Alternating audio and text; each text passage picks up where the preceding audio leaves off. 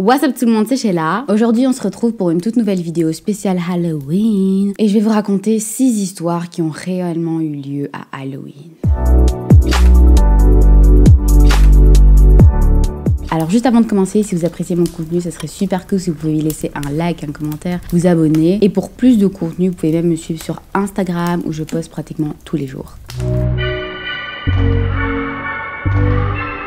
Alors vous connaissez peut-être David Berkowitz qui était dans le documentaire Netflix Inside a Killer's Mind. Il est devenu très populaire dans les années 70 comme étant le serial killer Son of Sam qui terrorisait New York. Il fut condamné à vie après avoir tué 6 personnes et blessé 7 autres. Juste après sa condamnation, plusieurs rumeurs sortaient comme quoi il n'avait pas agi seul mais qu'il était l'instrument d'un culte satanique.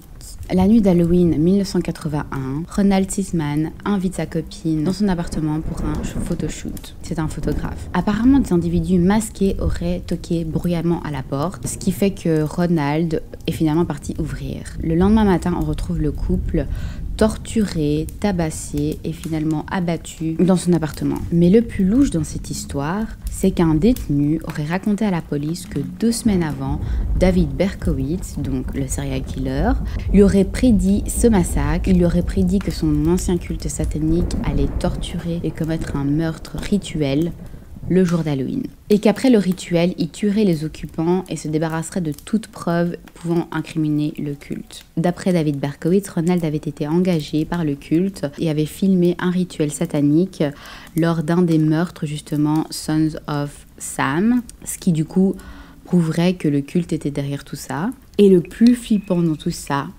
c'est que David Berkowitz a réussi à décrire avec perfection l'intérieur de l'appartement du photographe. Ce qui prouverait encore plus l'implication du culte, c'est que après chaque massacre, un objet personnel aurait été dérobé aux victimes, un peu comme un objet d'identification. Et là justement, c'est la licence du photographe qui aurait disparu. Et jusqu'à présent, en 2020, encore personne n'a été arrêté pour ces meurtres.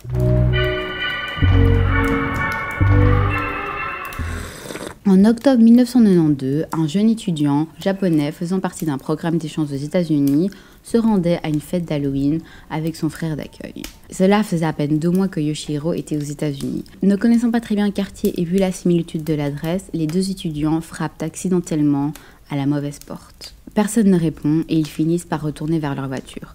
À ce moment-là, Rodney Pierce apparaît sur son Porsche, armé. Yoshihiro, n'ayant pas vu l'arme, se retourne et commence à marcher vers la maison en criant « On est ici pour la fête ». Rodney Pierce prétend s'être senti en danger de mort et aurait ordonné à l'étudiant de s'arrêter. Yoshihiro, ayant mal compris ses propos, a continué d'avancer et c'est là que Rodney lui a tiré dessus. Il fut par la suite arrêté pour homicide, puis ensuite acquitté. Lors de son procès, M. Pierce prétend que l'étudiant avait une manière extrêmement bizarre de se déplacer et que n'importe qui l'aurait trouvé effrayant. Du coup, je me suis demandé, mais quel était donc le costume qu'il portait? Eh bien, ce soir-là, Yoshihiro Hattori s'était déguisé en John Travolta et portait un tuxedo. Super effrayant, n'est-ce pas?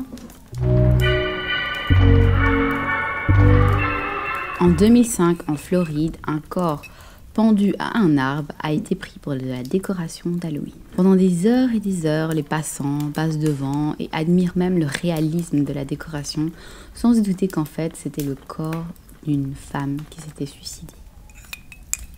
Une histoire similaire se serait produite en 2012 à Halloween, lorsqu'une personne se serait écroulée de son Porsche et morte sur le coup sans que personne ne s'en rende compte, et le postier l'aurait même enjambé pour aller distribuer le courrier, pensant que c'était une prank d'Halloween.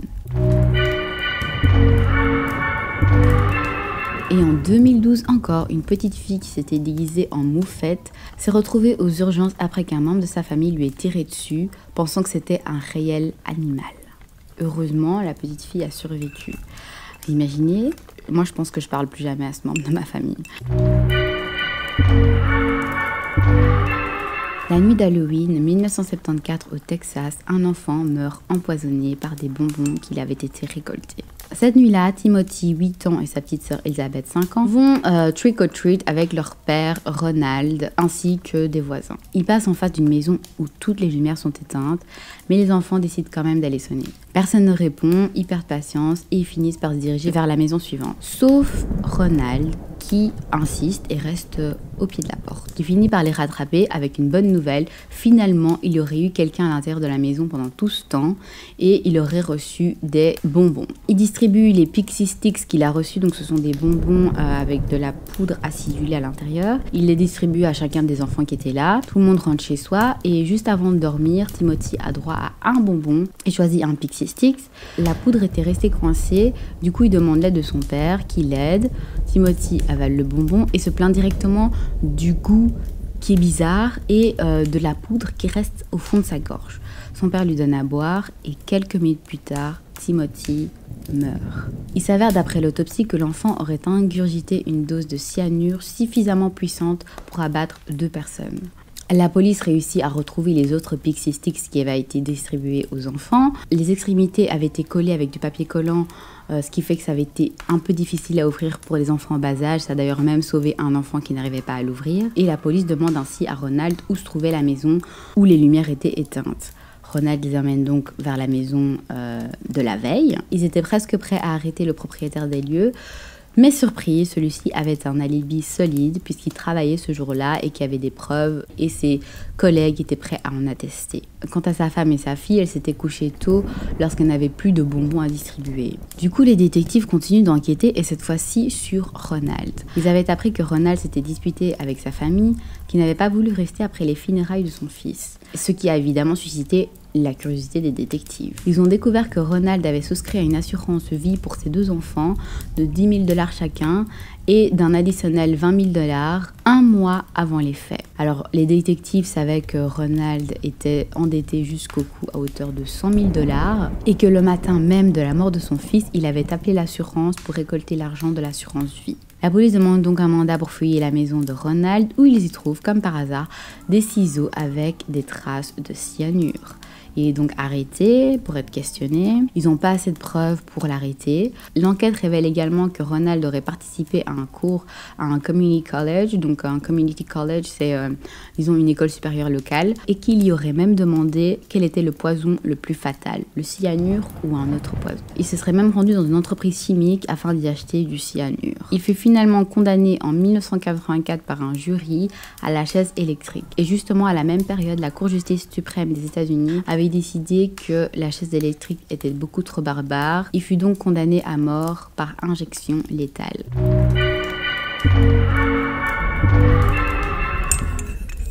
En 1957, le jour d'Halloween, un couple s'apprêtait à aller dormir lorsqu'ils entendirent quelqu'un qui frappait à la porte. Pensant que c'était un trick or treat, le mari sort avec des bonbons et là, surprise, ce n'était pas des enfants, mais c'était un adulte qui portait un masque.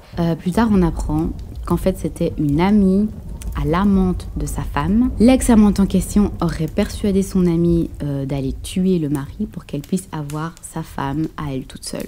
Alors ça, si c'est pas de la folie, je sais pas ce que c'est. Alors voilà, c'est tout pour la vidéo d'aujourd'hui. J'espère que vous avez apprécié. Alors dites-moi en commentaire l'histoire qui vous a le plus surpris ou qui vous a le plus fait peur. N'oubliez pas de me laisser un petit like, un petit commentaire et de partager si vous avez apprécié. Évidemment, vous pouvez vous abonner et activer la cloche de notification pour m'aider à agrandir la chaîne. Pour plus de contenu, vous pouvez me suivre sur Instagram @popsocialclub. On se retrouve dans la prochaine vidéo et jusque là, prenez soin de vous.